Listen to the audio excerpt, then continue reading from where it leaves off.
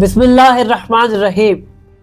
آج دنیا ایک نازک ترین موڑ پر کھڑی ہے۔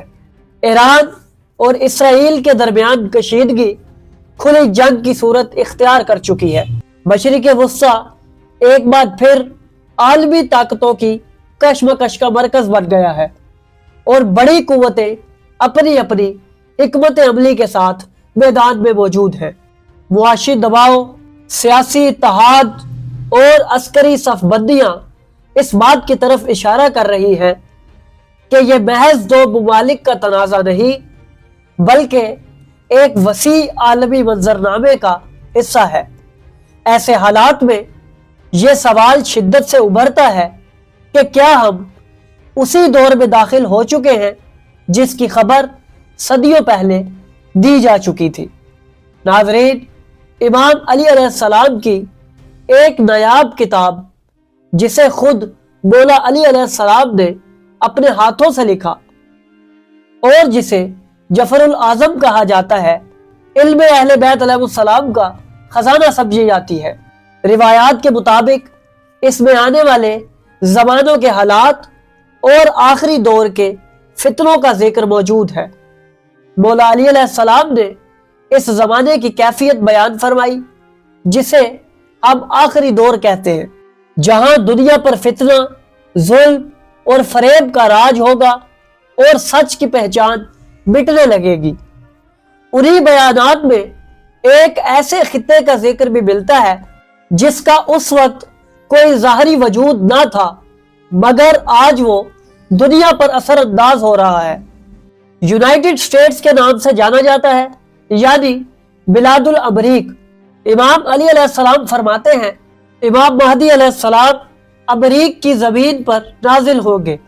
آسمان سے سورج جیسے نور کے گنبدوں میں اترتا ہے۔ ان کے ساتھ طوفان اور زلزلہ امریکہ کو ہلا دے گا، زمین کئی شہروں کو نگل لے گی اور پانی کئی اقوام کو بہا لے جائے گا۔ اللہ امام مہدی علیہ السلام کو زمین پر اپنا ولی، دین کا امام اور خلیفہ مقرر کرے گا۔ اللہ تعالیٰ ہر اونچے کو نیچا اور ہر پست کو اونچا کرے گا، یہاں تک کہ چیونٹی بھی اپنے بل میں جان لے گی کہ خدا کا ولی آ چکا ہے۔ ناظرین، غور طلب بات یہ ہے کہ جو قوم کبھی دنیا کے نقشے پر موجود نہ تھی آج عالمی فیصلوں میں مرکزی حیثیت رکھتی ہے، مگر مولا نے صرف اس کے عروج کی نہیں بلکہ اس کے انجام کی بھی خبر دی۔ بیان کیا جاتا ہے کہ اس خطے کے لوگ سونے اور کھیل میں غرق ہوں گے، علم اور طاقت کے نشے میں مبتلا ہوں گے، مگر شیطان ان کے شہروں میں ناچ رہا ہوگا اور ان پر دین ابلیس ظاہر ہوگا۔ پھر امام مہدی علیہ السلام اس فتنے کو مٹا دیں گے۔ مزید یہ کہ اللہ تعالیٰ اس سرزمین پر آسمان سے عذاب نازل کرے گا۔ مغرب میں بھاری لکڑی سے آگ بھڑکے گی جو موت اور تباہی کی نشانیاں ساتھ لائے گی، اور پھر ایک عادل امام کی فتح ہوگی جو اہل زمین کو خوشی دے گا اور حق و باطل میں واضح فرق قائم کرے گا۔